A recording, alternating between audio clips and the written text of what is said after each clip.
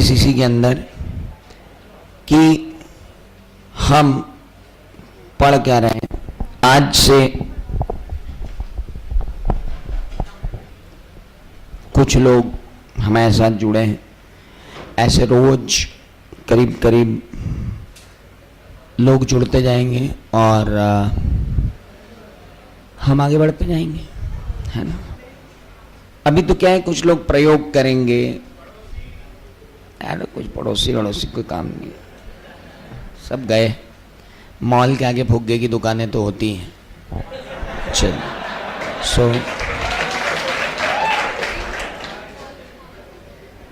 Mall की खूबसूरती ही चने और खोमचे वालों से होती है, आप टेंशन ही मत लिया करो। हम तो अब इन सब चीज़ों से बहुत ऊपर हैं। ऑडिटिंग एंड एश्योरेंस,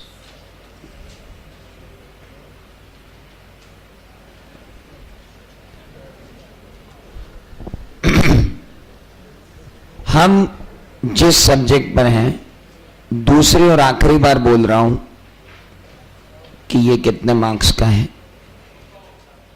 100 मार्क्स का।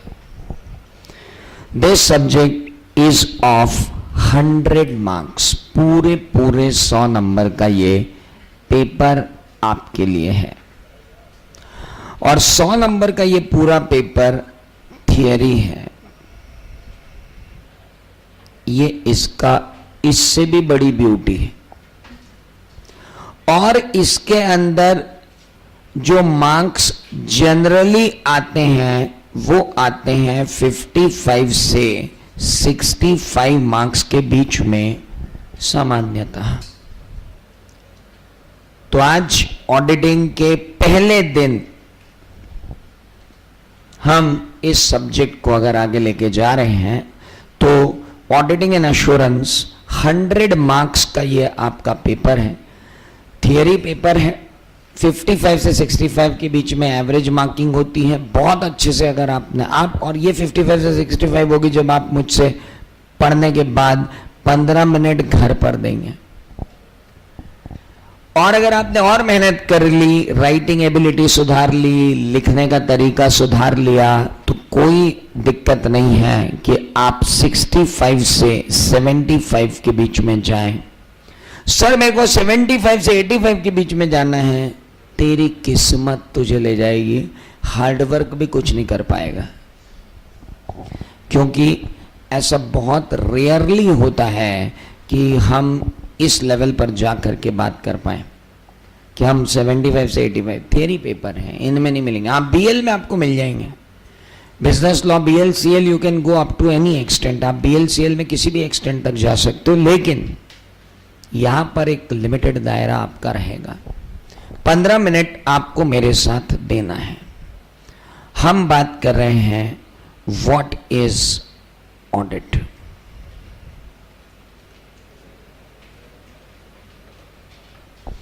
आखिर ऑडिट क्या है?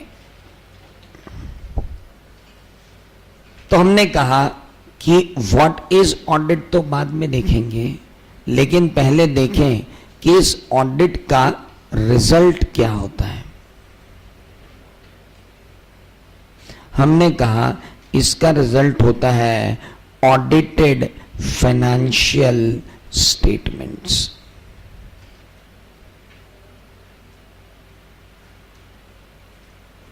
अंकेक्षित वित्तीय विवरण, ऑडिटेड फाइनेंशियल स्टेटमेंट, हिंदी में इन्हें कहा जाता है अंकेक्षित वित्तीय विवरण। यहां पर हिंदी मीडियम के कितने स्टूडेंट जरा हाथ ऊंचे करें, बहुत बढ़िया।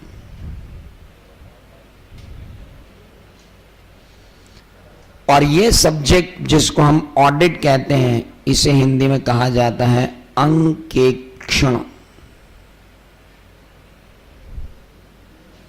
So what is audit? Audit का रिजल्ट क्या होता है? तो हमने कहा साहब ऑडिट का रिजल्ट होता है फाइनेंशियल स्टेटमेंट।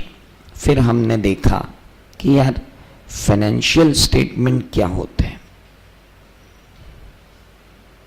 तो हमें पता चला कि फाइनेंशियल स्टेटमेंट का मतलब होता है balance sheet, statement of profit and loss, cash flow statement, क्योंकि कंपनीज एक्ट 2013 के बाद से सभी लोगों पर क्या एप्लीकेबल हो गए हैं, कैश फ्लो स्टेटमेंट। और कैश फ्लो स्टेटमेंट के बाद होता है notes to the accounts and significant accounting policies.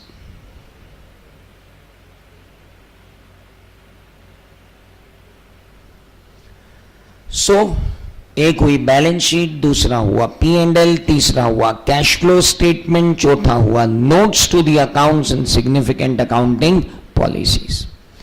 हमने कहा कि ये तो फाइनेंशियल स्टेटमेंट है, लेकिन ये वर्ड आपने क्या लिख दिया था यहां पर, जिसे आपने कहा ऑडिटेड। What is audited? ये ऑडिटेड वर्ड का मतलब क्या है? मतलब अगर नॉर्मल फाइनेंशियल स्टेटमेंट है और अगर वो ऑडिटेड फाइनेंशियल स्टेटमेंट है तो इनके बीच में कोई तो डिफरेंस होगा, है ना? तो ऑडिटेड फाइनेंशियल स्टेटमेंट क्या है, अब वो हम समझाते हैं। मतलब कुछ है कि खाली फाइनेंशियल स्टेटमेंट से काम नहीं चल रहा है। क्यों? क्योंकि इन फाइनेंशियल स्टेटमेंट के होते हैं यूजर्स।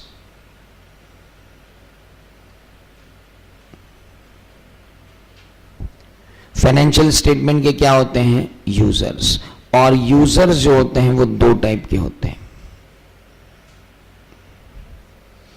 एक यूजर को हम कहते हैं इंटरनल यूजर और दूसरे को हम कहते हैं एक्सटर्नल यूजर्स। आंतरिक उपयोगकर्ता और बाह्य उपयोगकर्ता वित्तीय विवरणों के।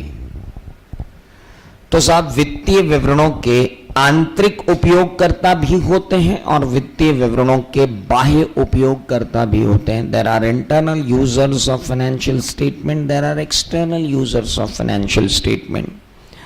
इंटरनल यूजर्स को अगर देखने जाऊं तो कौन कौन से यूजर इंटरनल यूजर कहलाएंगे? तो साहब प्रोपराइटर अगर एक कंसर्न का है तो वो भी क्या है? इंटरनल यूजर है। अगर आपकी फर्म है और आप पार्टनर्स हैं तो फाइनेंशियल स्टेटमेंट के सर्वप्रथम यूजर्स कौन होंगे? पार्टनर्स। अगर आपकी प्राइवेट लिमिटेड कंपनी है या लिमिटेड कंपनी है या कोऑपरेटिव सोसाइटी है या सोसाइटी है तो उसके बोर्ड ऑफ डायरेक्टर उसके प्राथमिक उपयोग करता है। इसके बाद आते हैं मेंबर्स और शेयर होल्डर्स, ये वो प्राथमिक उपयोग करता है। इसके बाद आते हैं एम्प्लॉयज और वर्कर्स,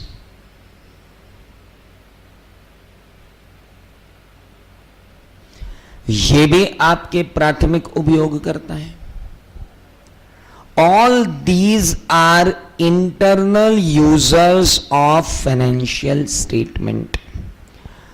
प्रोपराइटर को फाइनेंशियल स्टेटमेंट में इंटरेस्ट इसलिए है क्योंकि उसे यह डिसाइड करना है कि वो बिजनेस आगे कंटिन्यू करे या ना करे, करे तो किस दिशा में करे, ना करे तो किस दिशा में ना करे।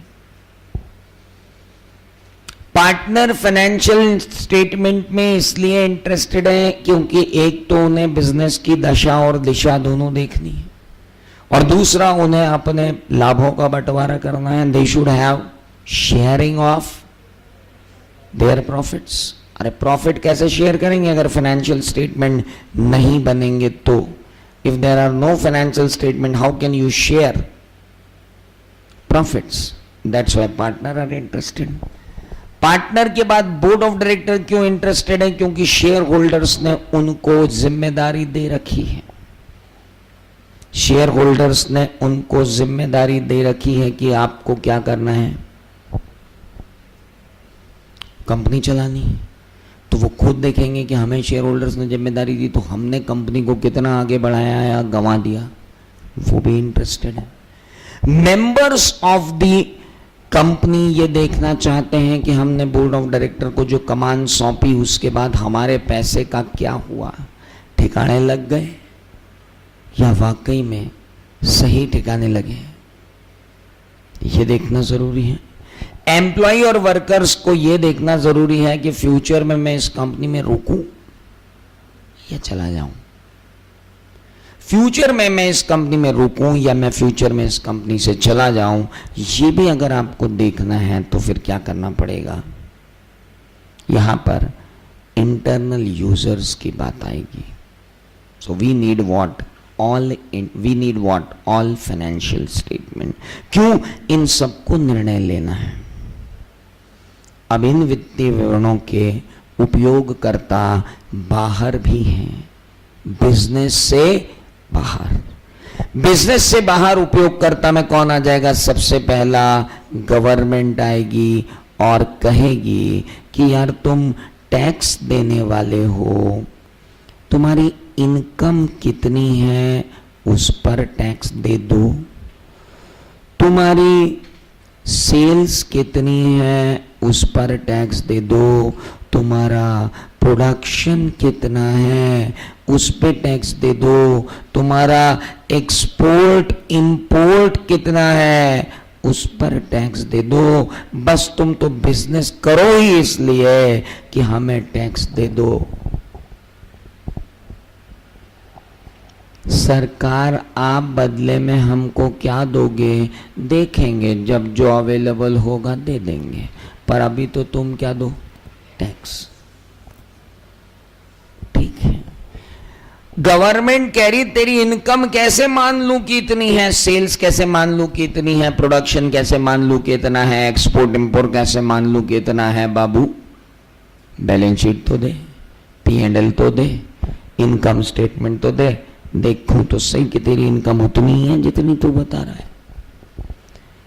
ठीक है साहब। क्रेडिटर बोल रहा है बाबू माल ही तब दूंगा जब फाइनेंशियल स्टेटमेंट दोगे। बैंकर बोल रहा है बाबू लोन ही तब मिलेगा जब 3 साल के पिछले फाइनेंशियल स्टेटमेंट दो, हम देखें तो सही साला तुम कमाते कितना हो, उसके हिसाब से तुम्हारा डेट सर्विस कवरेज रेशियो और EMI डिसाइड करेंगे। हेलो। नेक्स्ट,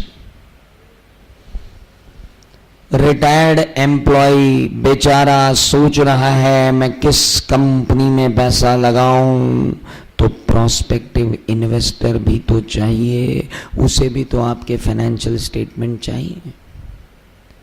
तो भाइयों और मेरी बहनों, देखो आप कितने सारे यूजर ऑफ फाइनेंशियल स्टेटमेंट हो गए। कुछ इंटरनल है, कुछ एक्सटर्नल है। We have internal users, we have external users. हमारे पास इंटरनल यूजर्स हैं, हमारे पास एक्सटर्नल यूजर्स हैं। लेकिन इन यूजर्स को कॉन्फिडेंस नहीं है कि ये फाइनेंशियल स्टेटमेंट जो बनाए गए हैं ये सही भी है या नहीं है।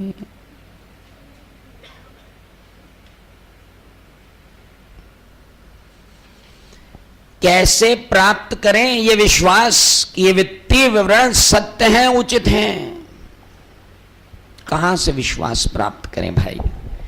भीलवाड़ा वाले भाई बंधुओं, तुमको अगर कभी भी ऐसा लगता है कि मैं इंग्लिश में ज्यादा बोल रहा हूं तो खबर भिजवा देना, हिंदी वापस बोलना शुरू कर दूंगा। भीलवाड़ा में बड़ी दिक्कत हमारे भाई बंधुओं को है। कोई भीलवाड़ा से यहां पे नहीं? शाम वाली बैच में ओके। भीलवाड़ा के भाई बंधुओं को बहुत दिक्कत है, सर आप इंग्लिश में बहुत बोलते हो। लो, मेरे को अगर कोई बोले कि मैं इंग्लिश में बहुत बोलता हूं तो फिर दीपक का क्या होगा? Now come to the point. So how to get confidence over the financial statement? वित्तीय विवरणों पर विश्वास कैसे आएगा साहब? या तो सबको कॉमर्स में एजुकेट कर दें अपन, या फिर सबको ही सीए करवा दें, जो भी यूजर हो। बोले गवर्नमेंट तुम भी सीए करो, क्रेडिटर तू सीए कर दे, तो क्रेडिट में माल मत बेच भाई, क्योंकि तूने किसी बैलेंस शीट को देख के माल बेच दिया, वो डूब गई तो।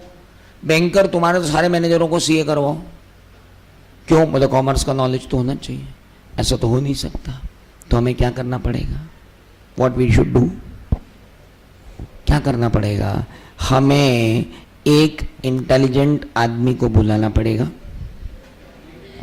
जिसके पास कॉमर्स का पूरा नॉलेज हो, जो इनकम टैक्स के हर प्रोविजन को देख के पता लगा सके कि प्रोविजन फॉर टैक्स कैसा है, जो वैट के प्रोविजन देख के पता लगा सके कि वैट का प्रोविजन सही है, जो बोनस, पीएफ, ग्रेचुटी सब देखकर पता लगाए कि ये सही है या नहीं है, जो कंपनीज एक्ट 2013 देख के ये बताए कि सब कुछ सही है, जो एक्साइज, कस्टम्स और सर्विस टैक्स भी देखकर बताए कि ये सही है या नहीं है।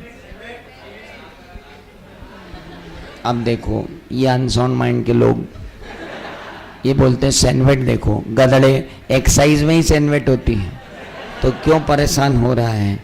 तो वेरी सिंपल, हम तो बात ही सिंपल सी कर रहे हैं कि हमें एक संपूर्ण व्यक्तित्व चाहिए जो इन सब चीजों को देख ले, कंप्लीट मैन ऑब्लिक विमेन, जिसको सारा नॉलेज हो। तो ऐसा आदमी कहां से लाएंगे? बोले है ना अपने देश में, अपन ने 1949 से पैदा करना चालू किए ऐसे इंटेलिजेंट लोग जिन्हें एक नाम से जाना जाता है, और वो हैं कितने? और उनको बोला जाता है क्या? सीए। तो इसका मतलब है कि सीए के अलावा कोई और ऐसी बैलेंस शीट पे साइन नहीं कर सकता, मतलब रिपोर्ट डाल के? बिल्कुल नहीं, सिर्फ सीए ही है जो इन फाइनेंशियल स्टेटमेंट को देखकर, जैसे गजेटेड ऑफिसर अपनी 12th की मार्कशीट को देखकर साइन मार देते हैं, ऐसे chartered accountant in financial statement को बुक्स ऑफ अकाउंट्स के साथ चेक करेगा, देखेगा कि ये सही बने हैं या नहीं बने हैं, और जब सही बने हैं या नहीं बने हैं ये देखेगा, उसके बाद एक रिपोर्ट देगा कि हाँ ये सही बने हैं या नहीं बने हैं। और जब वो report user of the financial statement के पास जाएगी, हर आदमी के पास जब बैलेंस शीट जाएगी तो उसके ऊपर एक रिपोर्ट चिपक के जाएगी जिस पर एक आदमी बोलता हुआ नजर आएगा कि financial statement true and fair भी देते हैं, और इस आदमी की बात पर उनको क्या होगा? भरोसा कि हाँ यार इस आदमी ने देख लिए हैं तो सब चीज़ें सही है, और इस आदमी को कहते हैं चार्टर्ड अकाउंटेंट, और वो जो ये कर रहा होता है उसे कहते हैं ऑडिट, और जो फाइनेंशियल स्टेटमेंट पे इसकी रिपोर्ट लग जाती है उसे कहते हैं ऑडिटेड फाइनेंशियल स्टेटमेंट। और ये फर्क है अनऑडिटेड फाइनेंशियल स्टेटमेंट और ऑडिटेड फाइनेंशियल स्टेटमेंट में। क्या फर्क पड़ जाएगा साहब? मुझे ये बताओ, अनऑडिटेड फाइनेंशियल स्टेटमेंट और ऑडिटेड फाइनेंशियल स्टेटमेंट में आखिर आपको क्या फर्क लग रहा है? आप इतनी देर से मेरी बातें सुन रहे हो। अगर फाइनेंशियल स्टेटमेंट अनऑडिटेड है तो बंदे को क्या नहीं मिल रहा है? कॉन्फिडेंस। और अगर मेरे जैसे एक सीए ने इनका एग्जामिनेशन कर डाला और एग्जामिनेशन करने के बाद रिपोर्ट दे दी, तो इन फाइनेंशियल स्टेटमेंट के ऊपर क्या बढ़ जाएगा? कॉन्फिडेंस बढ़ेगा ना बबलू।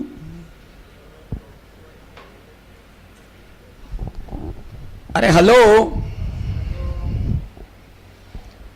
बैलेंस शीट पर बंदे के साइन नहीं है तो वो सिर्फ बैलेंस शीट है, सिर्फ पीएनएल है, सिर्फ कैश फ्लो स्टेटमेंट है, सिर्फ नोट्स टू द अकाउंट्स। बंदे के साइन है तो वो ऑडिटेड बैलेंस शीट है, ऑडिटेड पीएनएल है, ऑडिटेड कैश फ्लो स्टेटमेंट है, audited notes to the accounts है। इन दोनों में अंतर क्या है? कॉन्फिडेंस का।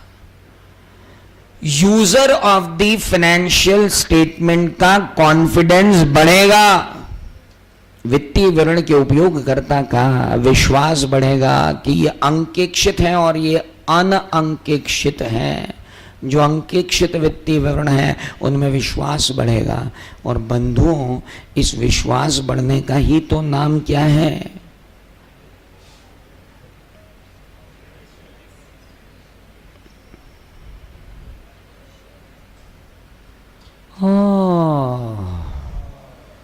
तो आप हमको इतनी दूर घुमाने इसलिए ले गए थे कि हमें सब्जेक्ट समझा सको।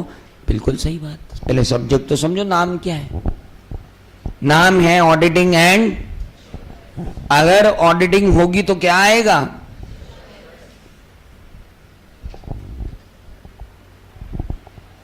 वित्तीय विवरणों को जब आप ऑडिट करोगे तो ही वो एश्योरेंस चाहिए ना, बिना ऑडिट के क्या नहीं मिलेगा? एश्योरेंस। ऑडिट करोगे तो क्या मिलेगा? एश्योरेंस। इसीलिए आपके सब्जेक्ट का नाम क्या है? Auditing and assurance. सिंपल। अंकेक्षण और आश्वासन। आश्वासन मतलब एश्योरेंस। आश्वासन किस बात का? कि भैया ये बैलेंस शीट P&L जो है बिल्कुल सही है। सिंपल। तो यानी हमें कुछ बातें अब समझ में आएंगी। तो जो बातें अपने को समझ में आएंगी, अब आप सब लोग एक काम करेंगे। पहले तो मेरा सब्जेक्ट 100 नंबर का है। सर आप तीसरी बार बोल, रोज बोलूंगा। जब 50-50 नंबर वाले इतना तहलका मचा सकते हैं फर्स्ट ग्रुप में,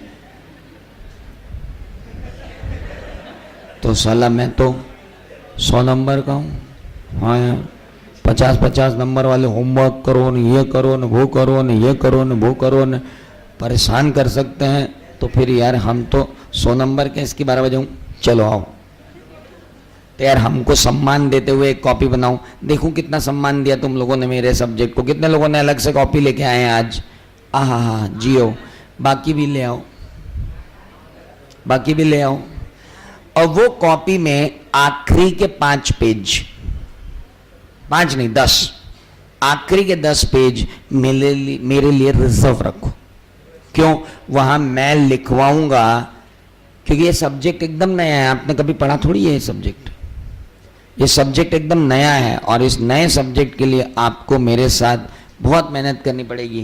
पहले तो अपने को वोकैबुलरी समझनी पड़ेगी इस नए सब्जेक्ट की, कि आखिर ये बोलना क्या चाह रहा है सब्जेक्ट।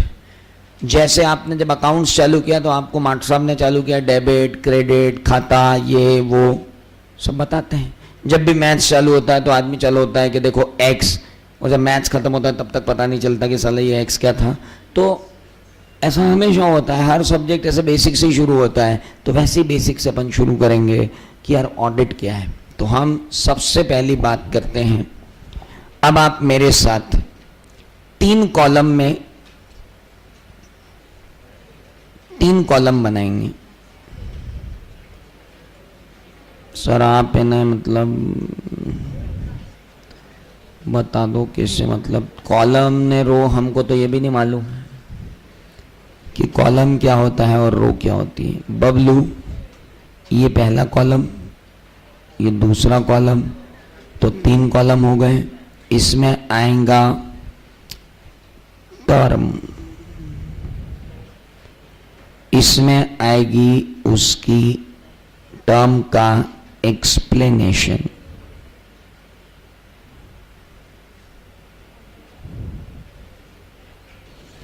और इस कॉलम में आएगा रिमार्क्स। इसको ऊपर अपन टाइटल देंगे ऑडिटिंग वर्ड पावर। यहां पर जो भी वर्ड्स यूज किए जाएंगे वही आंसर में लिखे जाएंगे। अपने मन से कोई भी वर्ड नहीं लिखना है जब तक कि वो आपकी इस डिक्शनरी का हिस्सा ना हो। Term, explanation, remarks.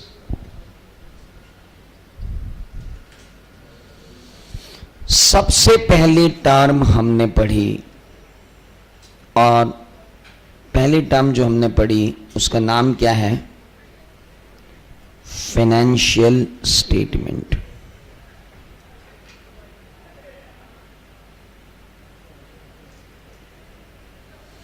उसके लिए आप लिखो फाइनेंशियल स्टेटमेंट्स। ये हमारी पहली टर्म। वित्तीय विवरण होते क्या है, इसका एक्सप्लेनेशन ले। एक्सप्लेनेशन हो जाएगा इट इंक्लूड्स, इसमें शामिल है balance sheet, statement of P&L,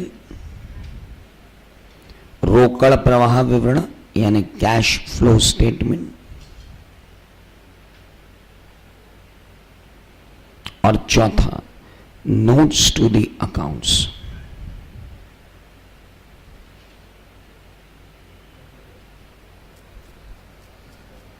includes, जब भी अब मैं फाइनेंशियल स्टेटमेंट की बात करूंगा आपको यह समझ जाना है कि मैं क्या बात कर रहा हूं। I am talking about financial statement. Sir ये तीसरे कॉलम में अब आप क्या लिखोगे? बच्चों, वित्तीय विवरणों के बारे में एक बहुत इंपॉर्टेंट बात है कि दे आर प्रिपेयर्ड, इनका प्रिपरेशन होता है एंड प्रेजेंटेशन होता है। कभी भी फाइनेंशियल स्टेटमेंट को जब बनाने की बात होती है तो हम ये नहीं कहते कि financial statement should be made by management. Hello, कभी भी हम नहीं कहते कि financial statement shall be made by management. No, financial statement shall be prepared by management and presented। made, कुछ और महान होंगे तो create, और कुछ महान होंगे तो design। management should design their financial statement, management should create their financial statement। और अफलातून हुआ तो बोलेगा management should construct financial statement। ओ अंकल, इंग्लिश मीडियम वाले आराम से। फाइनेंशियल स्टेटमेंट हमेशा पहले प्रिपेयर किए जाते हैं और फिर प्रेजेंट किए जाते हैं। So always two words are being used with financial statements, presentation and preparation. So that is preparation and presentation. आप कैसे भी वर्ड यूज कर सकते हो। Management had prepared and presented financial statement, management is preparing और presenting financial statement, management presents and prepares and present financial statement, and while preparing and presenting financial statement or preparation and presentation of financial statement is responsibility of management। हमेशा financial statement के साथ दो words use होंगे, preparation and presentation। वित्तीय विवरण हमेशा बनाए जाते हैं और प्रस्तुत किए जाते हैं, खाली बनाए नहीं जाते, बनाए जाते हैं और प्रस्तुत किए जाते हैं। They are being prepared and presented। Everyone, तो फाइनेंशियल स्टेटमेंट का होता है preparation and presentation. Clear? So once it should be clear that it is preparation and presentation. Now financial statement के बाद बात आती है what is audit.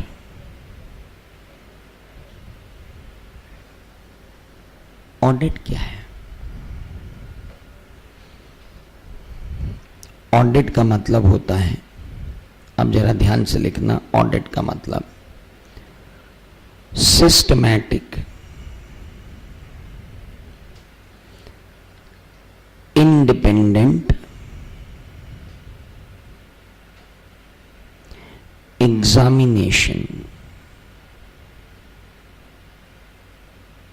Of financial statement, records, data to form and express opinion on financial statements। Systematic independent examination of financial statement, records, data to form and express opinion on financial statement of an entity।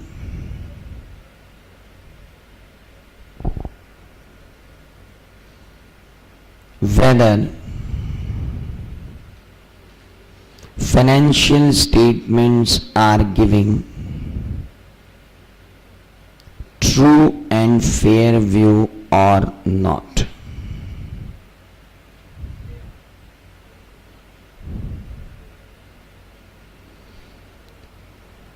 Systematic independent examination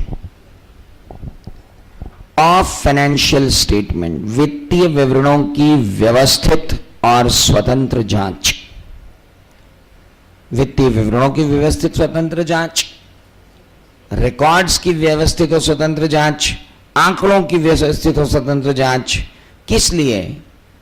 ताकि उन वित्तीय विवरणों पर एक राय अभिव्यक्त की जा सके, बनाई जा सके और अभिव्यक्त की जा सके कि क्या वो वित्तीय विवरण सत्य एवं उचित चित्रण देते हैं। Whether these financial statements are giving true and fair view और नॉट, क्या वो financial statement true and fair view देते भी हैं या नहीं देते हैं, that is known as audit. अभी मैंने ऑडिट की कोई डेफिनेशन भी नहीं बताई है आपको, ना कुछ समझाया है, अभी सिर्फ लिखवाया है। और ऑडिट हमेशा या तो कंडक्ट किया जाता है या कैरी आउट किया जाता है।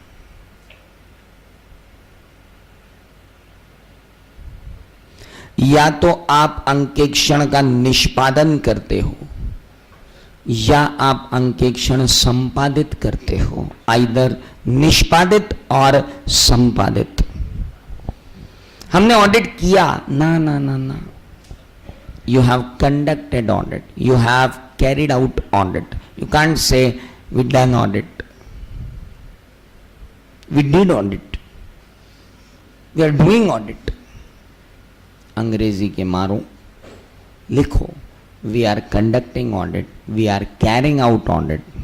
Audit had been conducted.